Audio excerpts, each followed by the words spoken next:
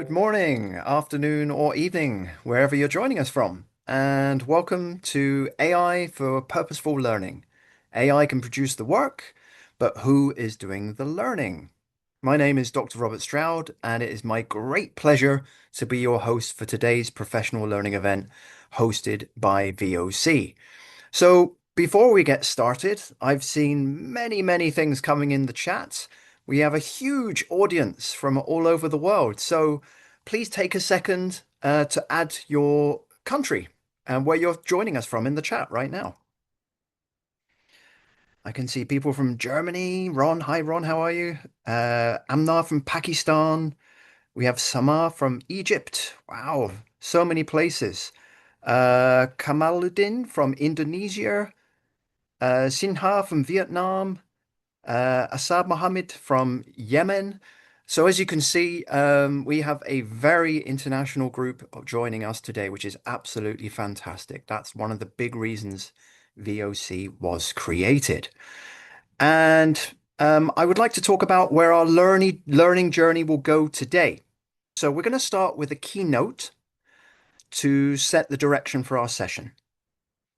Then after the keynote, we'll have a global roundtable where we will discuss what AI should support and what must remain with the learner. And then we're going to celebrate VOC Publishing's first publication, which is AI for Purposeful Learning, with a short talk from its actual author here today, which is wonderful. And finally, but certainly not least, at the end of this session is the debut of VOC Publishing, which is a new function of Voices of Change to help you, yes, you, turn your knowledge, teaching experience, and innovative classroom ideas into trusted publications for the whole world to see. I'd also like to say hello to our special guests today who are in the background. Dr. Rachel Toncelli from the USA, Professor Marina Falasca, who is joining us from Argentina, Dr. Dawn Wink, who is joining us from the USA, Ms. Gülbin Özdemir from Turkey, Mr. Robert Martínez from Spain, and Dr. Dinh Quoc from Vietnam. So thank you to all of our guests who are joining us at this very special event. And my name is Robert Stroud. I'm joining you from Tokyo, Japan, and I'm very proud to be your host today for this event. So a few quick things before we get started. We are going to record this event, and our team will share important links in the chat. So please keep an eye out in the chat for those. Please stay with us until the end of the event. There is a special e-bag with gifts and free resources from today's session. Now, many educators are meeting a new classroom reality. A student submits a polished essay, but struggles to explain its argument. A group creates an impressive presentation, yet most of the important decisions were actually made by AI. The work looks successful, but the teacher, that's us, is often left asking, well, what has the learner understood, decided, reflected on, and importantly, improved? So today's event begins with those classroom situations, which we are all aware of. Now, I want to start our session today with a short question, maybe one of the most important questions of our times right now as teachers. When AI helps produce the work, what must the learner still do? And I'd like to ask you to put your answer in the chat right now. So this is the question. When AI helps produce the work, what must the learner still do? And I'm sure we all have thoughts on this at the moment. So if you could go ahead and type something in the chat there, that would be fantastic. And let's take a look at what people are putting. Wow, we have a lot of chat messages. I'm going right to the bottom here. Thank you so much. There's one there from Sana. Give their input, curation and taste, correct mistakes, give opinions, critical verification. Wow, great. Think critically. That seems a key one right now as well, doesn't it? There's a couple of responses saying that. Be able to verify if this is true. Dorota, thank you so much. That's a great one. They must think and analyze. Cognitive independence. Yeah, I mean, we can see all these wonderful things you're putting that critical thinking and analyzing and understanding things seems to be something we're all feeling right now, isn't it? So please continue to share those. I will move on though, and I'm going to start off now with our first speaker today, who's going to talk about take us directly into this question, actually. So, Dr. Rachel Toncelli is Associate Director at Northeastern University's Center for Advancing Teaching and Learning Through Research in Boston. Her work brings together educator development, critical AI literacy, emerging technologies, and the distinctive contribution of human educators. Her keynote today is titled When AI Can Produce the Work, Rethinking What Learning Requires. Rachel, thank you so much for joining us, and I'm going to pass the floor over to you now. Please go ahead. Thank you. Thank you so much. It's such a pleasure to be here with educators from around the world and on behalf of Voices of Change, publication and community. Can everybody see my screen okay? Just give me a little thumbs up, perhaps. We can see it fine. That's great. Wonderful, wonderful. So, as Robert just told you, I'm from the Center for Advancing Teaching and Learning Through Research, and I'm a career educator myself. I'm very happy to be joining you to think about when AI can produce the work, how can we rethink what learning requires? And I want to begin with a cartoon that really struck me. Just take a moment and look at the teacher on the left who's inputting into AI, create the assignment, and the student on the right who's inputting into AI, complete the assignment. And if I could ask you for a moment to think about what you notice about their positioning, their relationship both to each other as teacher to and student and to learning. Um, any ideas?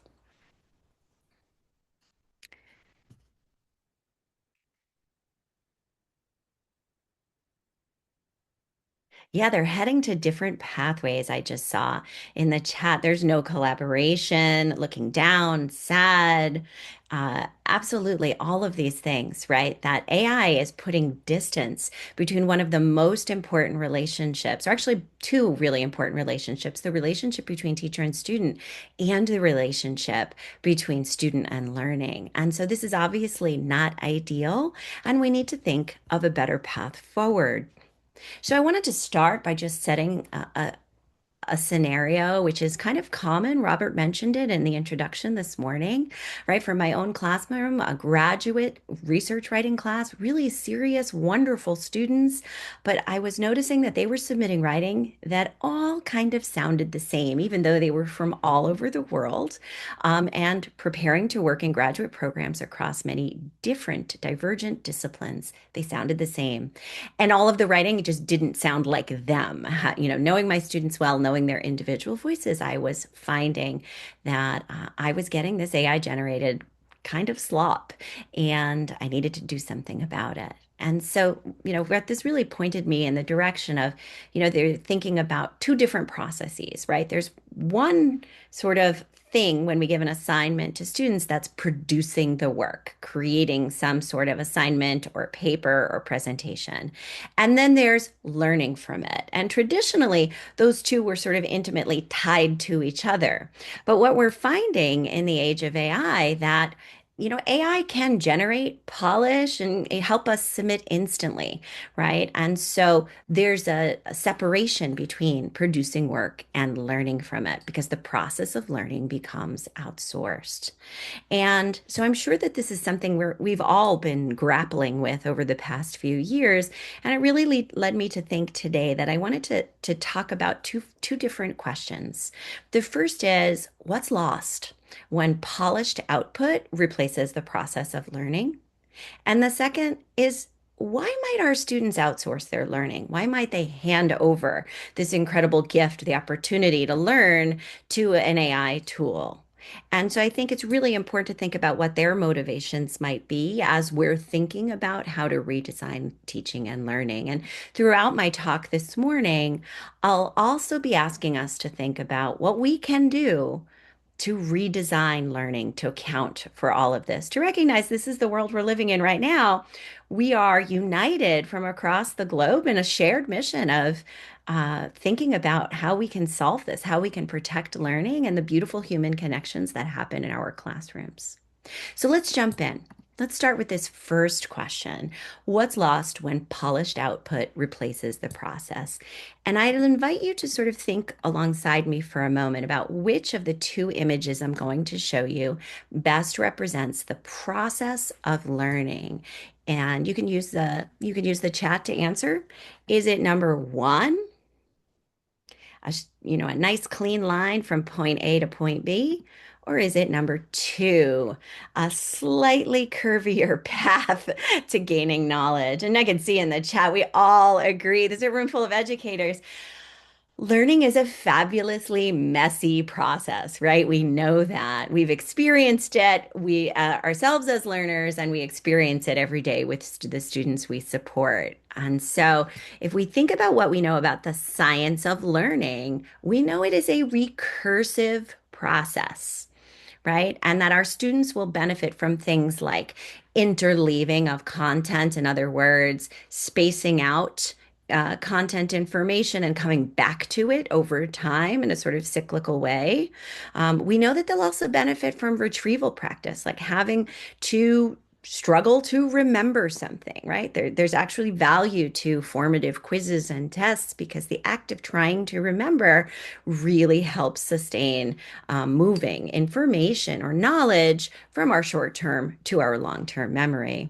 And then we also know from experiential learning theory that students learn through experience and reflection on that experience, right? That sort of metacognitive process of thinking about where we started, where we got to, what happened along the way, what we used to know, what we now know. And that reflection is such an important part of the learning process. So, if we're thinking about the research on the science of learning, we actually know that students who wrestle with a problem before receiving instruction will outperform others. So even if our students don't get to the right answer, but we give them some time to kind of puzzle through something, that act of struggling or making predictions actually encourages our students to listen in more closely as instruction then happens. Now, AI might give the perception of immediate clarity, right? Because AI sort of lands us in this bottom right quadrant that says solution only, surface understanding. AI gives us this quick solution. And when that happens, students might have a surface understanding, or they may even have a perception that they have understanding. But in reality, over time, we see that that will lead to low retention of content knowledge, even though they had perhaps immediate clarity. However, if we look at the upper part of this diagram, when students are allowed to struggle a little bit first, it can lead them to deep conceptual learning. And if they struggle and then teach, right, do a little problem solving and then get some instruction, we actually lead towards durable transfer. And so, what does this mean for teachers, right? It means that we need to create spaces for this productive failure where it's okay to get things wrong. It's okay to puzzle through, to negotiate meaning or understanding, to try to apply it, and then to build towards a correct answer. Now, this is the opposite of what AI creates for us when we allow it to do the work of learning. And so we're talking about the importance of struggle, productive failure.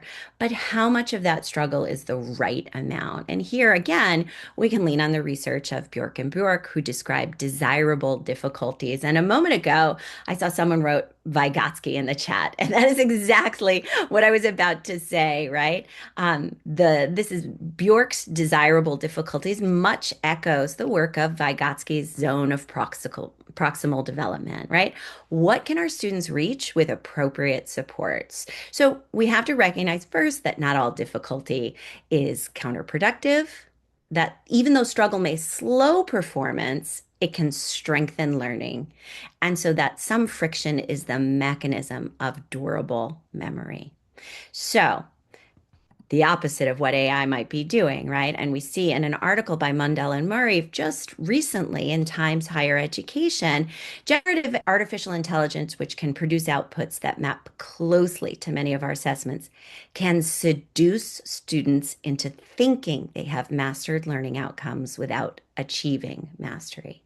And so there's this false sense of perception. But then when we ask them to explain an argument or to answer questions after a presentation, as Robert alluded to earlier this morning, we see that they just don't have it. And so it means for us as teachers that we need to design learning experiences that protect the productive struggle. How do we do that? That's the challenge, isn't it? That's the rethinking we need to do. Well, I think the first thing I would suggest to you is that a lot of the great educational theories that we've known about for a long time take on new meaning and new life as we think about what we want to do to redesign learning experiences in the age of AI. As an example, Winklemas writes about the transparency in assignment design, that when we talk about the purpose of assignments, the why, we discuss the skills and the knowledge and the real world connections that perhaps these assignments have, students are more motivated to actually take on the struggle. They need clear expectations, they need examples, they need some choice, some agency in the process, but that this transparency in the purpose of learning helps us really make sure that we're thinking through the purpose of assignments, but also thinking it through with our students. And that's a very motivational thing. If they can see that learning tasks are not just things we need to do to get a grade, but they're things that we need to achieve, learning that needs to happen to prepare us for the real world or whatever our personal goals might be. It's also really, really important in the age of AI, something that was also already important, that we prioritize the importance of human interaction and active engagement in our classroom. Gone are the days where educators can just stand in front of the room and lecture students, right? We need in our classrooms to be spaces of in-class experiences that allow students to retrieve and use particular knowledge to apply their learning in interesting ways. We need them to be spaces that foster collaboration and support so that we can combine high standards of learning with high care, right? Really relational spaces for human connection in our classrooms so that our students have a safe space to struggle. And in order to create a space that is safe for that struggle, it's really important that we value authentic voices and authentic contributions over perfection. Right? We're not looking necessarily for the perfect output. We're looking for the genuine output. So bringing AI into these practices, we might actually be able to deepen trust and AI literacy skills alongside the learning we hope to do with our students. So I'm actually advocating that we will bring AI into our classrooms as a way of giving students experiences with the pros and the cons in intentional ways of AI use so that they make decisions about their learning. And we teach them to make those decisions so that they're not off on their own trying to figure it out, but we're helping them do that. So, in order to think about what is an intentional and productive use of AI when we are making decisions about when to use it, I would invite you to consider the really interesting concept of complementary versus competitive cognitive artifacts. And this is based on the work of Krakauer. So by cognitive artifacts, you could replace that with, say, human tools, right? So we as humans make all kinds of tools to help us exist and live productive lives in the world. And if you're a little older like I am, you recognized on the left-hand image here a good old-fashioned map, a paper one that we used to fold up and keep in our cars to get places. In contrast, in the image on the right, right, you can see something that we probably all use all the time, which is a GPS or a map from our phone to get places. Now, uh, when we used to have to learn to get somewhere with a map, we would take the map out, we would notice the roads, we might get lost along the way, but eventually we would learn the names of roads, how to get places, and our need for the map would actually go away. Whereas in contrast, when we use the GPS, we may use the GPS forever. We may never turn it off, even if we know the way. And that could be because it helps us avoid traffic. But the point is, we are offloading some of our learning to that tool. And so the map could be considered a complementary tool because it supports our learning, whereas the GPS could be considered a competitive tool because it takes away the learning potentially, right? And so I would invite you to think about AI tools as possibly each of these. If you can find a use for AI that amplifies learning or could be supportive of learning, that's complementary and that's a great use of AI. If it replaces it, however, that's a competitive tool and it's considered an inappropriate AI usage. And what I would invite you to do is explore these questions with your students, right? By inviting them into the conversation and having transparent dialogue, you're doing that work of building a trusting relationship and a place where they can feel comfortable talking to you about the ways they might be thinking about AI use, because that might be very different from the ways we're thinking about it. And it's better for us to know so that we can offer them appropriate guidance along their journey. So ultimately, all these decisions about teaching and learning in the classroom, in my mind, they come down to teacher judgment. As we think about which of the difficulties are desirable, which are the ones we want to protect, we know that some friction is the mechanism of learning. We also have to consider which difficulty to relieve, right? Because if it's too hard, if it's far above that zone of proximal development, then we can get to cognitive overload and that can block learning. So we're looking to walk a balance. It's a balance as educators we've always been walking. And something that really matters to being able to walk that balance well is knowing our learners. Teacher and student relationships cannot be automated. They cannot be replaced by AI. Teachers can know their students, know their goals, know their lived experiences, and find ways to connect learning in the classroom to all of those things. So it's really, really important that we, in making this decision, remember that our judgment as educators just can't be outsourced. So it kind of leads me to that second question I mentioned. Why might students outsource their learning? You know, there's a lot that teachers can do to encourage appropriate AI usage and protect learning.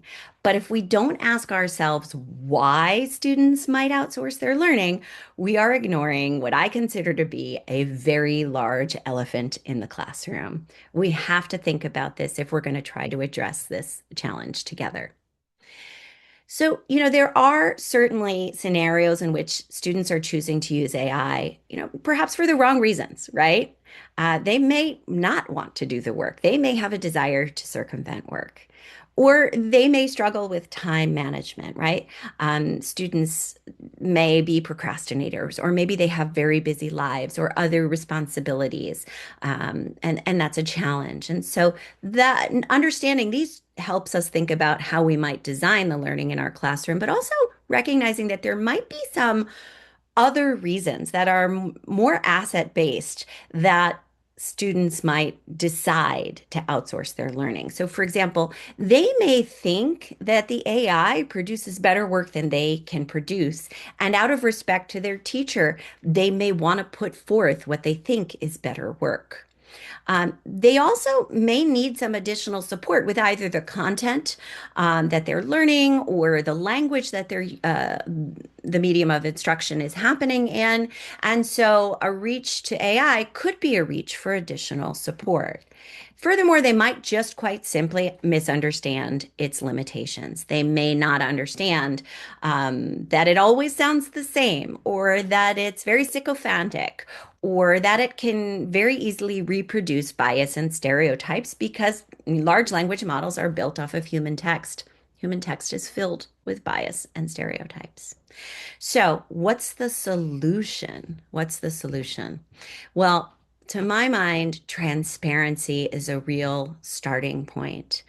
And I've already said this a few times. I want a trusting relationship between teachers and students engaging in the learning journey together. And so it's very important to take a non-punitive stance.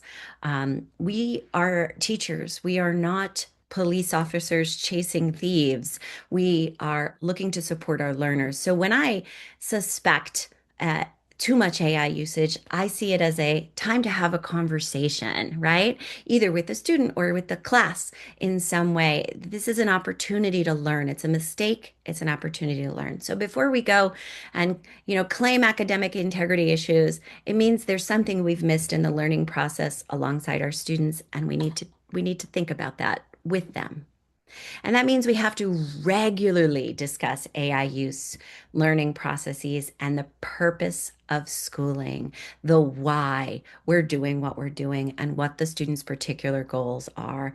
I find that those conversations matter a lot to students. And again, opening those conversations creates a space for students to come to you with questions. Is it okay if I do this with AI? And again, they may be thinking about it very differently than we are. But I also suggest that there needs to be two-way transparency. And I've borrowed this idea from Lull, who writes about how unfair it is for teachers to expect 100% transparency from their students when it comes to AI usage, but they do not necessarily always engage in transparent discourse about the ways that they are using AI. So I'm a favor of, if you've used AI, tell your students how you used it and why. Again, as part of creating that trusting relationship, which is so, so important. And on the topic of relationships, I just want to remind everybody about something that I think has always been true and again has become more important as we enter what Isabel Howe calls the era of relational intelligence. And that is that relationships are the beating heart of the undergraduate experience. And this is from a wonderful book by Felton and Lambert called Relationship Rich Pedagogy, in which they interviewed over 300 students at all kinds of diverse institutional contexts. And they discovered some very, very important things, which I think resonate as intuitive to most educators. So the first is that every student needs to experience genuine welcome and deep care as a foundation to their learning. They need to feel that they belong, that their teachers see them and value them. Throughout their university experiences, students develop significant connections, and those connections, those relationships inspire learning. They create the safety, which allows students to take risks, to feel comfortable with that productive failure and those desirable difficulties. And finally, that students can lean on teachers and each other to examine the big questions of our lives. And isn't that really the value of an education, to examine the big questions of our lives together? And so, as I mentioned, we're really thinking, thanks to Isabel Howe, about this as the era of relational intelligence, that classrooms can be spaces that foster essential human capacities. And as I've mentioned already, trust is one of those, but it's also connection, human connection. So, what are we doing in our assignment tasks that encourages students to come together, to approach complex problems, to negotiate meaning in real time with others?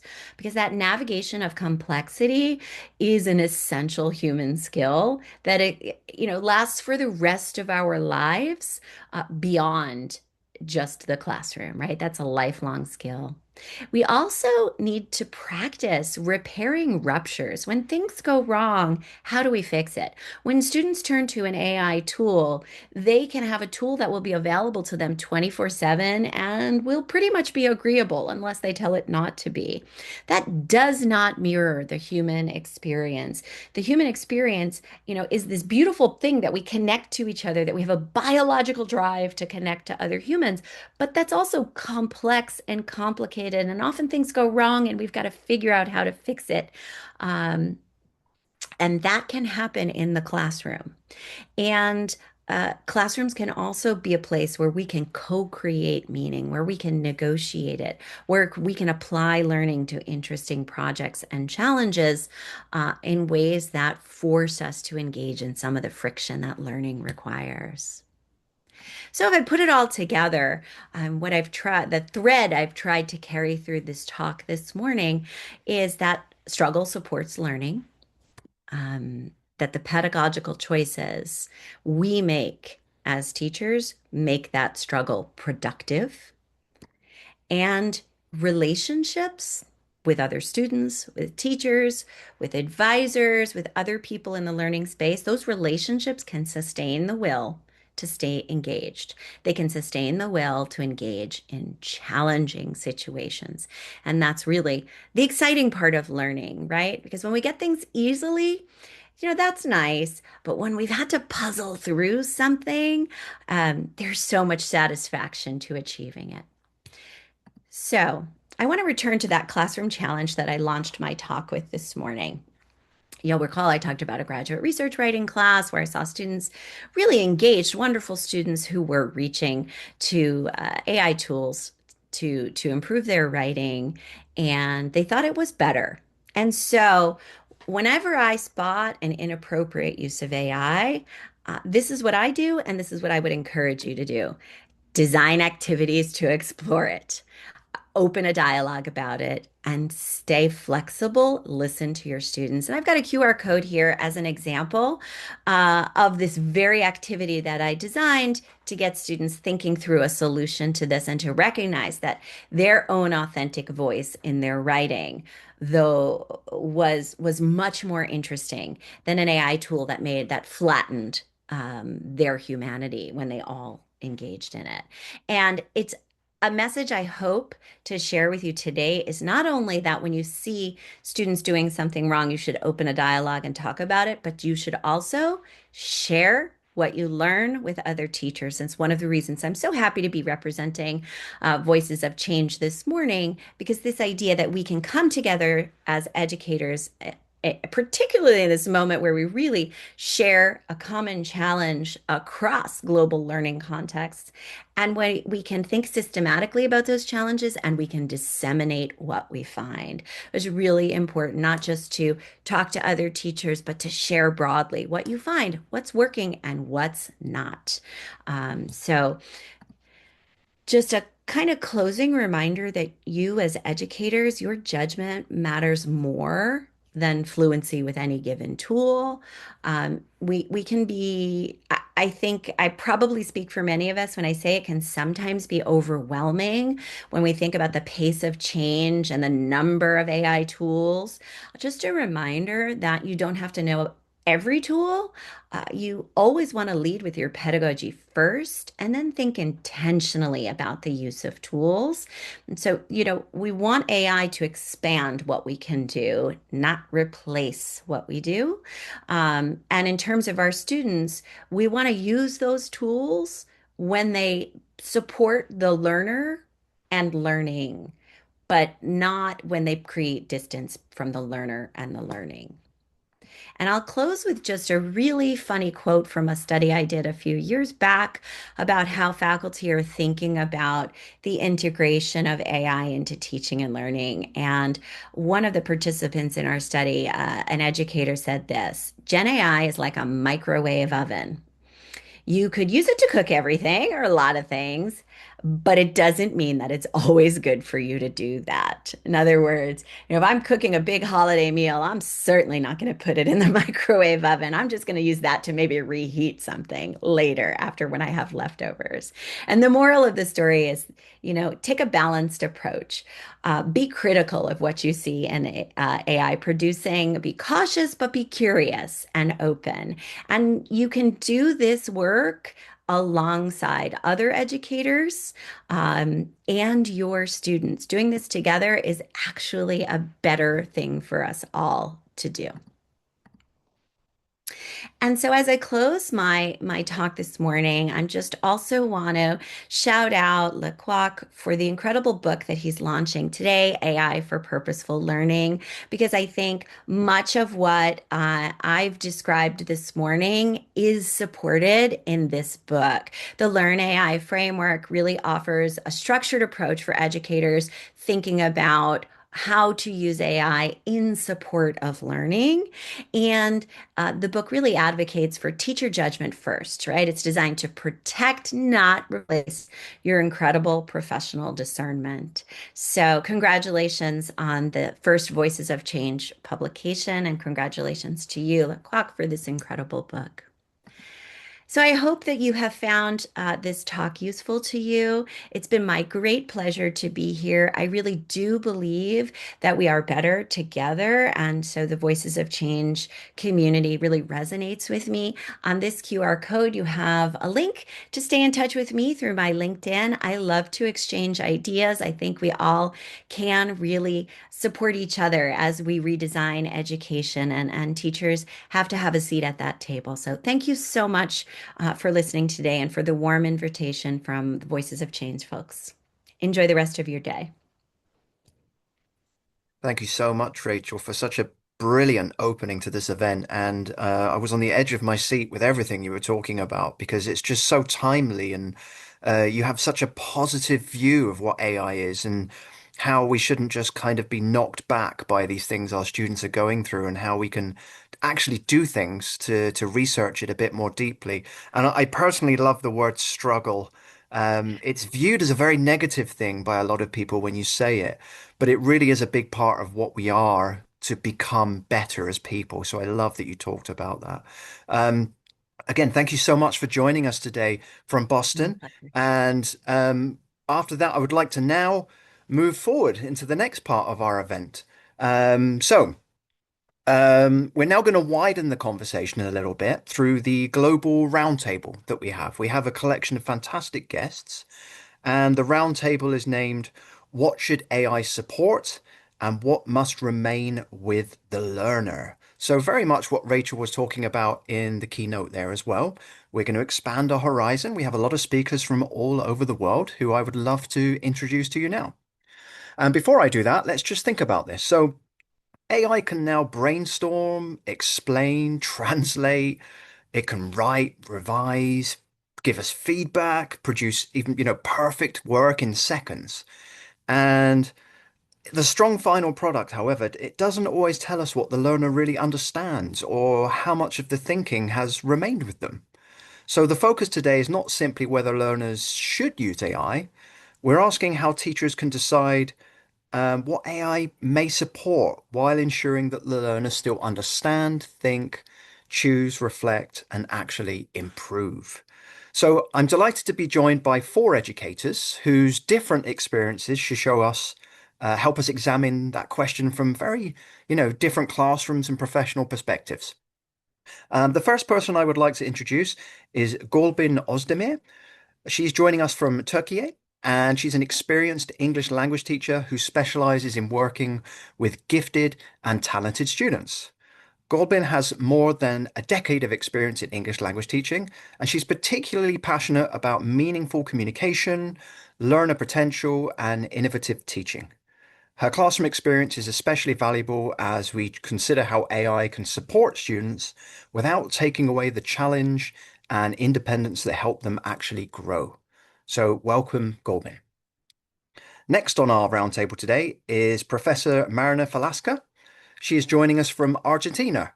And Professor Marina Falasca is an award-winning teacher, educator, a researcher and international consultant based in Buenos Aires. Marina's work brings together educational technology, AI in education, sustainability, global learning, and teacher development. She's also a member of the RET AI Coalition, where she advocates for ethical, critical, and human-centered approaches to AI in education. Welcome, Marina. The third guest I would like to introduce is Dr. Dawn Wink. Joining us from the United States, the Dr. Gay Sue Pinnell Endowed Professor of Language and Literacy at Eastern New Mexico University. Dawn is a writer and teacher educator whose work spans multilingual education, eco-linguistics, linguistic human rights, creativity, and the connections among language, culture, and space. She brings an especially valuable perspective on learner identity, voice, imagination, and human connection in AI-supported education. Welcome and thank you for joining us, Dawn. And last but certainly not least, on our roundtable today is Robert Martínez. He's joining us from Spain, and he has worked in English language education and language assessment across 11 countries since 1994. Wow. He is an IH World Organization Inspector, E-Equals Inspector and Board Trustee, Cambridge CELTA Tutor and Assessor, and a Language Assessment Specialist for Cambridge and IDP IELTS with advanced qualifications in TESOL, Academic Management, Digital Learning Design, and AI for Teaching Professionals. His combination of classroom teacher development, assessment, and digital learning experience gives us a highly practical perspective on what AI-supported learning should still require learners to do for themselves. So welcome, Robert. So as you can see, absolutely fantastic. Together, our guests bring perspectives from classroom teaching, gifted education, multilingual learning, teacher development, assessment, educational technology, learner identity, and human-centered AI. Wow, almost too much to explain. So I hope this genuinely feels like a roundtable. I want to ask our guest here to please respond to one another, build on your ideas, even challenge it when you see it a bit differently.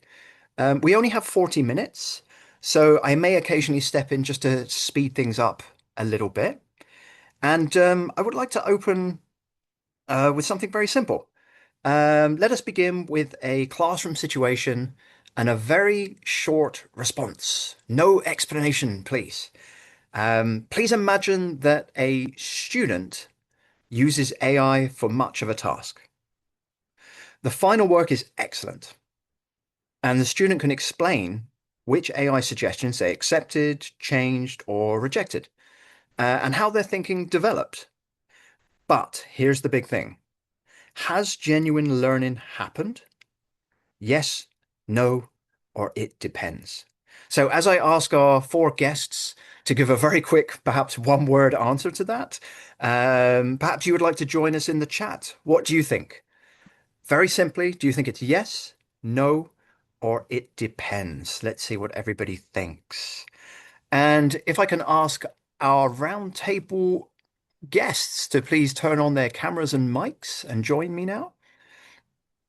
And I would like to ask them what they think about this as well. How about Marina? Can you hear me, Marina? Yeah, yeah, I'm gonna Yeah. go for it depends.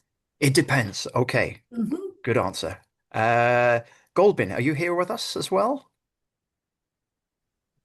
Yeah, I'm here. But I'm gonna Okay, go, it depends, I guess. Yeah, me okay, too.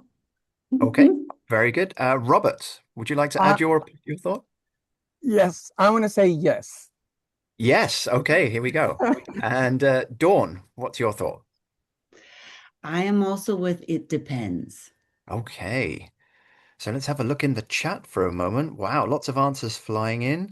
It depends, seems like a very popular one. Lots of yeses, a couple of no's as well, actually. So this is very interesting. Yeah, so please enjoy having a look through those and seeing what everybody thinks about it. Okay. So please keep your answer in mind. We're going to return to this classroom situation after examining what purposeful AI-supported learning actually asks of the learner. And I want to jump straight into the first question for the roundtable now, if I can. And Dawn, you're still with us. So Dawn, I would love to actually start with you, if that's okay. So the first question, I think everybody can understand this now. How should the learning purpose of a task determine what AI may support and what the learner must still do? This is at the very heart of our discussion. So what do you think about that, Dawn? I loved this question. I also loved Dr. Toncelli's presentation and have loads of notes and wanted to say thank you so much to her. And this is where, and one of the things that really lifted up from her sharing her ideas that resonated deeply with me, and which is the essence of where this lies, is the importance of the relationship with the students in order for that transparency, which is essential. And my thinking, what is going to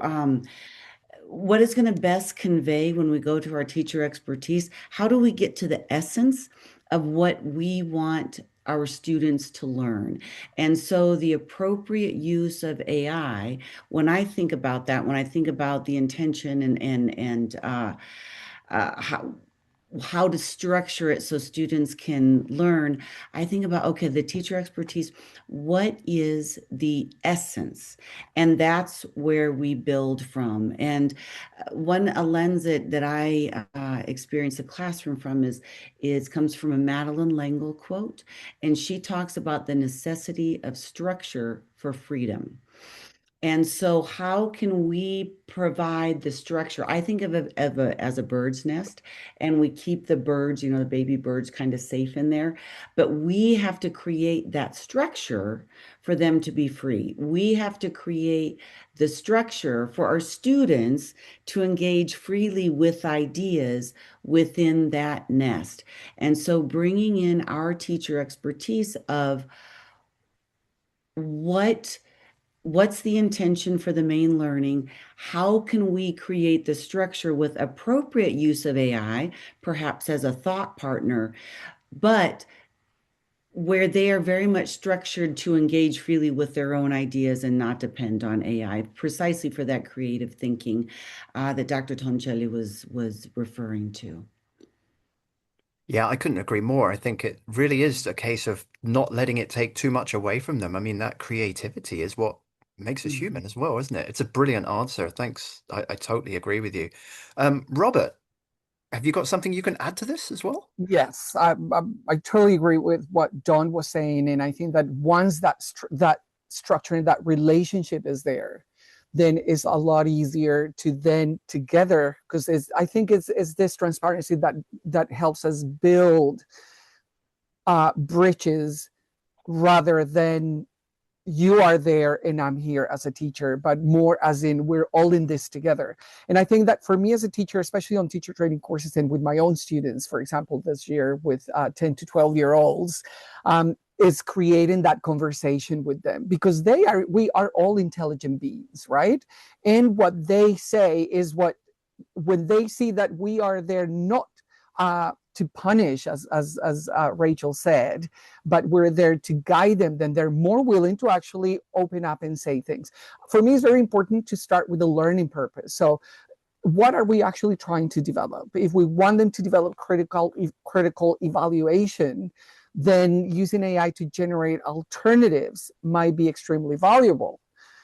However, the problem is that in my experience and most of my students in English language teaching, they're using it to get to the end and shortcutting that getting to the end because it's easier and faster. So I think that I would just say, if we have those elements in place that Rachel mentioned, that Dawn mentioned, and we know exactly what we want to do, and we help them understand how to get to A to B, and that what really matters is that part in the middle rather than the final product, then I think that is going to be easier for us to be a model and for them not to feel judged every time. Starting with, I use AI to create this handout. Why do you think I did it? What do you think is mine? You know, I had this conversation with those 10 to 12-year-olds and asking them what they thought from those materials was 100% mine and what was suggestions. And, you know, it's really refreshing to see that we're bringing them into the conversation and that they feel free. They're in that nest that Dawn mentioned, but they feel free to actually be themselves and say what they think and understand from a different perspective that it is a support mechanism, not a replacement. Yeah, I think that's a brilliant way to explain it, isn't it? And I love the way that you're talking about this kind of feeling of trust and this relationship between the teacher and the student. I think this is getting forgotten a lot, isn't it? How important that is, that understanding and that trust and that support. So thanks for mentioning that again. It seems to be coming up a lot today. Maybe this is something we should all think about a lot more. Um, Great. I mean, I'll go on to the next question now, actually. And this is a really interesting one, and we will involve the audience about this a little bit later, so please listen in. This is talking more about what kind of evidence do we want from students, or things we can see in terms of the way they're thinking. So I'll start with Gülbin, if that's okay, to hear your response to this one. Oh, yeah, sure. Thank you so much. Great. So, I'll read the question. Actually, I'll make it yeah, really clear. Sorry. yeah, I was waiting for that, but Okay, so when AI contributes to the final product, so AI's done a lot, it's made a perfect essay or something, right? What evidence would you, Gobin, ask learners to show their thinking, not only what they produced? Yeah, actually, for me, it's a bit tough question, but really, the final product is only the just one part of the evidence, I guess. So I also want to see the thinking of my students behind it. Okay, so I would ask my students to show how they use AI, first of all, if they use any tools. So what did they ask AI? What ideas did AI give them? What ideas did they use? And which ones they didn't want to use and didn't want to, benefit from. So most importantly, it's just why for me. So I would also like to see an early draft, some notes or reflections. So these can also show me how the students' ideas were developed, actually. Because, for example, although we say they're gifted or talented, they're just, their English levels are just so basic, like A1 and A2 maybe. So that's why I want to see how they go through the language, because their critical thinking skills are just so great and their research skills are so amazing. But what about the English? So when it comes to the language skills, I want to see why, and I want to see how they proceed with the actually product and with the actually learning outcome, and then progress. So actually, and also I would also ask my students to question AI, of course. Can they check the information? Can they find mistakes? Can they explain why they change an AI suggestion into something else? So for example, instead of having, let's say, instead of asking for only a final essay, we can ask for the essay and a short reflection. For example, I was having this project, and this project is called Show Me What You're Thinking, or Show Me Your Rational, okay? So we had the Padlet, and each week I remember putting and embedding some videos for them to just reach through and then watch, and then maybe they can watch the videos, and then they have to say something, or they have to draw something, or they have to comment on the videos on Padlet, and also they have to submit a report to me. So of course they would go for AI, even though they watch the videos. So it's the important part. So I would just simply go for the report first of all, like early draft first, and then the short reflection, and then after we watched the videos all together in the classroom, I also want them to, share their ideas about the videos and so on and so forth, in order that I can observe how they proceed with the AI tools, because I know that they can use it and I know they will use it. So it's eventually you cannot, escape from them. So yeah, for me, it's very important that we should not only assess the final product, we should also assess the thinking behind the product every time, like the output. So yeah. Great. Yeah, I mean, I Completely agree. And I love how you talk about kind of exploring their journey and their thinking and their decision making. I think that's something that everybody's realizing now is much more important than maybe it used to be, right? Because of AI. Um, Marina, could I invite you to join us on this question as well? What do you think of evidence that students should be showing about their learning that's going on? Sure. First off, I'd like to say that it's very, very important to help the students make their thinking visible. And I think Quoc does a wonderful job. You should all check out the framework he's proposed. And there are many thinking routines you can use to help your students make their thinking visible. I typically use the traffic light strategy, where the students have to decide when not to use AI. Red stands for no AI. Yellow stands for maybe AI, and green stands for AI is allowed. But then again, we should prioritize the process, not so much the product, like Gülbin said, right? And to reveal their underlying thinking, choices, and developing understanding, I think they should be asked to provide clear, intentional evidence by documenting the process. I personally encourage my own trainees to use decision logs, for example. They can share key iterations of their prompts alongside the AI responses to demonstrate how they refined their inquiries based on initial outputs.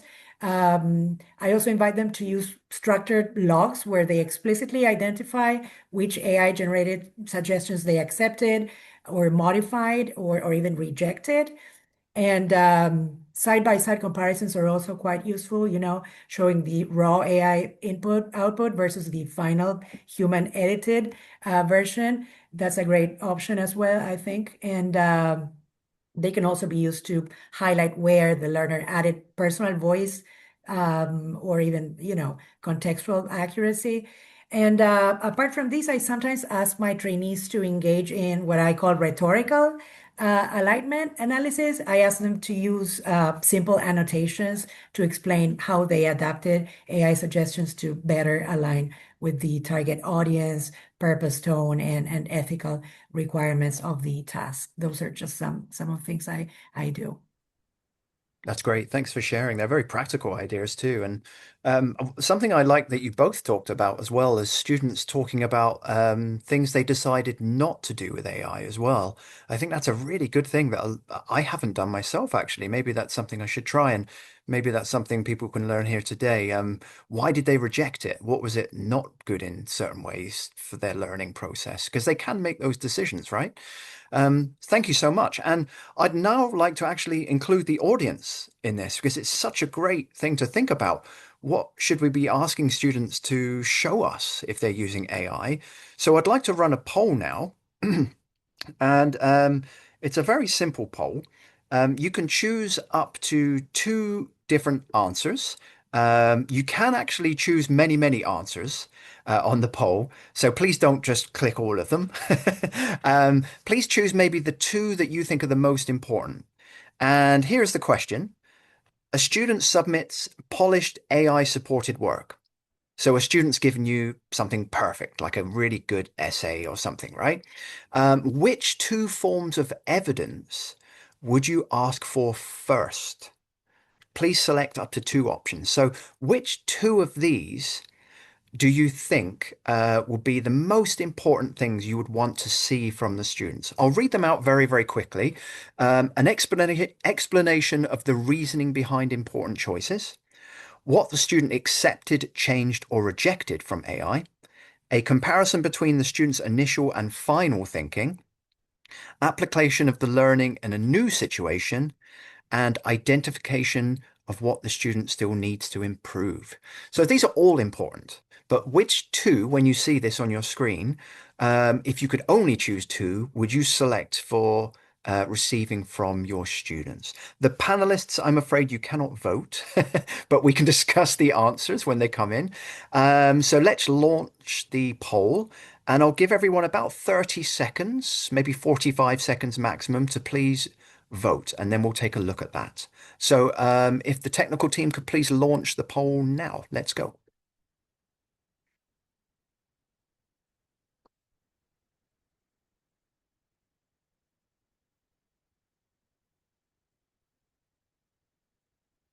I'm hoping that everyone can see it on their screen. Just give a thumbs up if you can see the poll, okay? If you can vote, okay? Great. Okay, thank you so much. Give you a little bit more time, maybe another 20 seconds or so. Please remember, just choose two things. Which two do you think are the most important for you as a teacher? And there's no wrong answer, of course. These are all important things, but we're just very interested to see which are kind of priorities. Okay, maybe another 10 seconds or so.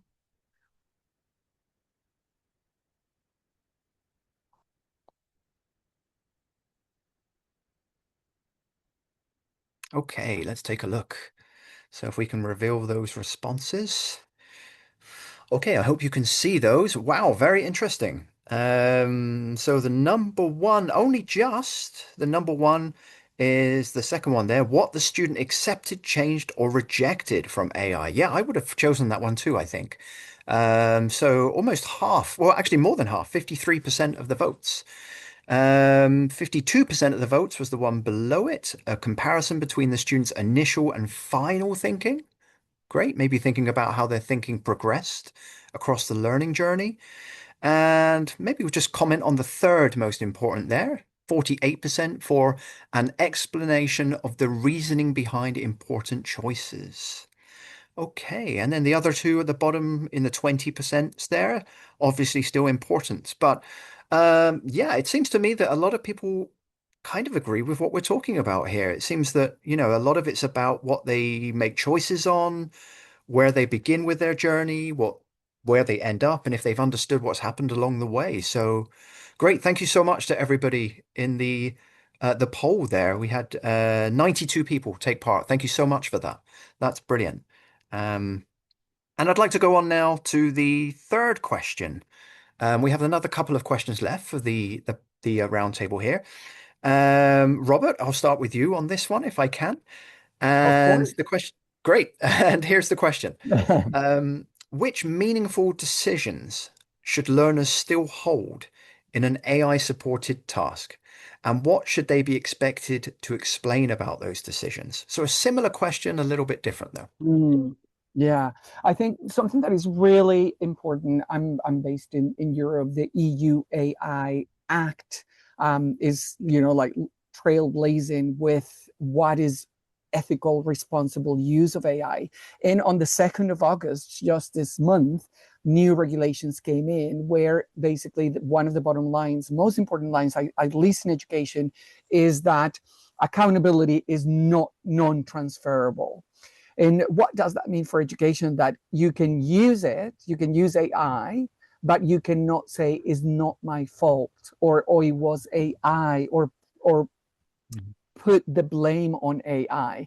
And I think that this is really important, especially for those cases where students are making those decisions of using it without actually saying that they are, you know, using it. And that's why this brings us back to that transparency and trust that are so important. I think the learner can delegate tasks to AI, but it is super important that we make sure that we help them become more literate, not just about AI and the tools, but about the ethics of AI. What is okay and not okay? Why we need to be responsible and transparent, and also admit, you know, it's happened a few times that I've made a mistake, and then I say, oh no, I shouldn't have done that. And students usually look puzzled because they expect the teacher to be all-knowing, right? But when they see that vulnerability, I think that is when we really win them, because they know that we're in the journey with them. So I think that in terms of that question, which meaningful decisions should learners still hold in an AI-supported task, I think it is that AI can generate possibilities, but that it is ultimately their own responsibility. And I something that I always tell them is, don't start with AI. Start with yourself. That's what I do when planning a lesson. I want to spend a good 10 to 15 minutes writing down the lesson, the learning outcomes for my lessons. I know the syllabus, I know the course book, I know the materials, I know my students. AI doesn't know my students. And so I start with that. I have a clear idea what I want to do. I try and write a good, clear prompt. And then AI comes along and I ask, can you help me identify gaps in my lesson and tell me why? Because there's something that maybe I missed. That's what really helps me see and learn from it. And I try to get students to do the same thing. Use AI because it can support you, but you are the one who really can lead it. You shouldn't just take it for granted or just give me the answers, or I don't know what to do, give me answers, give me some suggestions. Start with what you have and ask it to refine it. So I would say AI can suggest revisions, but the learner needs to decide what to change. I think it's a little bit difficult for them, in my experience. For example, with this year, I had 10 to 12-year-olds, as I mentioned, and also 18 to 20-year-olds. And it's easy to say they need to decide what to change, but I don't think they really understand what that means. So as was mentioned, I think, Don, you mentioned as well, and Rachel, exemplars and models and hand-holding, scaffolding is so important, and asking those questions so that we can make that thinking visible, as Marina mentioned as well. Yeah, those are fantastic points, Robert. And it's so true, isn't it? I mean, when AI came along, we always had this kind of assumption in the beginning that students would know what we call right and wrong, or what's ethical about it. What does cheating mean? But it requires a lot more help, I think, doesn't it, of understanding what they should and shouldn't be doing with it. And that's their journey, isn't it? And it's taken us, how many years, like 4 years, to get to this place of really helping them do it, right? Yeah. Gülbin, can I ask your opinion on this as well, please? Yeah, sure. But by the way, before I start, I would say I completely agree with Robert. That was a detailed explanation, actually.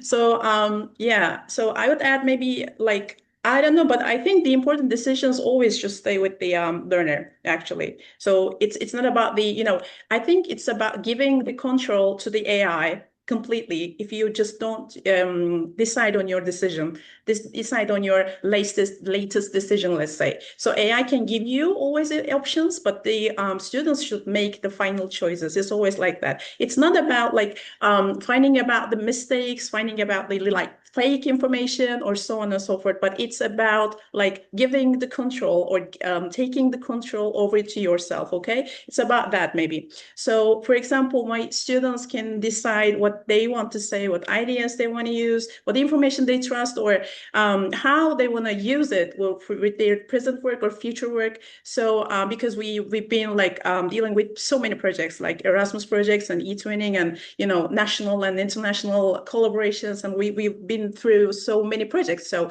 they need to go to their desk and they need to choose their own work. So this is really good for them. This is really amazing for them, but they should decide when they get the AI suggestion, and they should decide whether it's really useful and if they can use it, and when they can use it, or when they cannot use it. Okay, so normally I expect my students to explain why actually they made these choices. It's about the critical thinking, because I give the workshop of critical thinking as well, like developing your critical thinking skills. So I always force them and push them forward to that question, always, like because I'm really after their reasoning. I always force them to ask themselves about why I just choose it, why I would like to use it, so why I would accept this idea, why I would reject the other idea. So I think when you go through this kind of pool of ideas, so you find yourself in the real learning process. So AI can always provide you with the possibilities, with the choices, with some kind of different alternatives, but always it's the learner, it's the student who provides the judgment, the final judgment. So I would not ask my students to, I think, explain every small decision, but I would like genuinely focus on the meaningful decisions, to show their reasoning, to show their values, to show, their understanding and judgment. And also I would go for the rules and ethical issues with the AI. Because when you decide on something, it's not about that, like you decide, but you decide on that kind of thing based on your cultural values, based on your, identity, based on your maybe national, like cultural and traditional views and values. So it would not actually match with the, with the purposes or with the learning outcomes or the given assignment. So you need to make always, the judgments all the time, but still for the students, for, language skills, the final product, the final project, or the final judgment should be on the shoulders of the students. Yeah, and it keeps coming back to that, doesn't it? It's we've got to keep them making the choices. It's very clear. Sorry. No, Yeah. there's nothing to be sorry about. I think that's clearly what we're all deciding and what we can all feel. And I'm sure everybody joining us today has a similar thought about that as well. So thanks so much. Let's move on to the next question. I'm just going to try and keep us on track here. And I'll pass this one to Marina, actually. So AI can offer us feedback, revisions, and possibly, next steps instantaneously. So in that case, what do you think the learners must do with that support for it to lead to reflection and next step improvements, rather than just stopping at that better product? What could it lead to next? How can they do that? Well, I think it's important to guide their reasoning because, like Robert said, they find it hard to account for their decisions. And I think for instant AI feedback to drive genuine reflection and learning rather than, just serving as a shortcut to a polished final product, learners must actively process, evaluate, and transform that feedback through intentional metacognitive steps. I think they should start by interrogating and auditing the feedback itself to avoid what I call click thinking.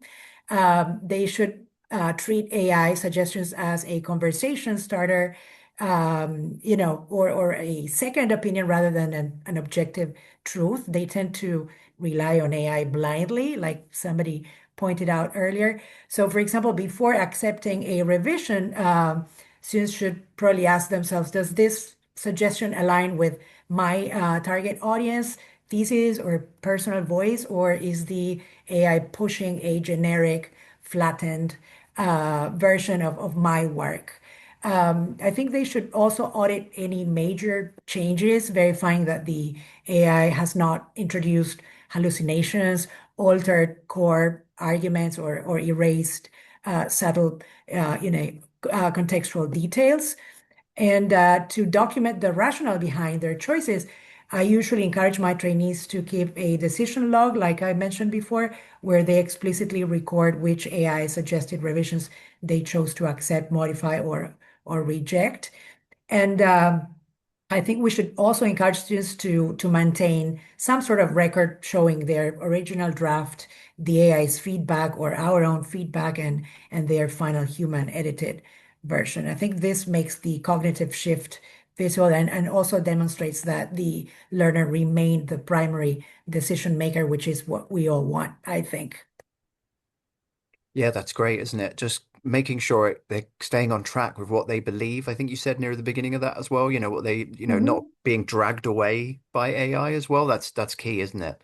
Thanks so much. And Dawn, Thank you. have you got something you could add to this as well, please? Yes, and I love everything Marina just shared. And an idea occurred to me as I was musing these questions. So, and it kind of again, and I'll go back to the essence of the ideas and ways that students can demonstrate that they understand the essence of what we're hoping for them to learn. And some lenses of learning that I find helpful is this thinking about learning through the lenses of wildness, beauty, and imagination, and how this can apply to AI. So, wildness, as it's understood, is authenticity and creativity. So, how can they demonstrate their authenticity and creativity? Beauty refers to wholeness and harmony.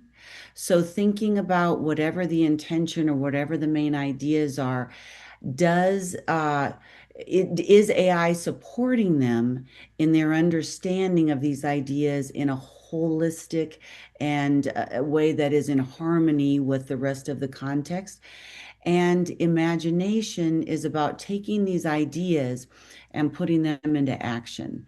It's about, and so how can students demonstrate ways to not only apply, but to act on these ideas that they've learned through the thought partner of AI in ways that are very unique to them and to their own learning and whatever the product is.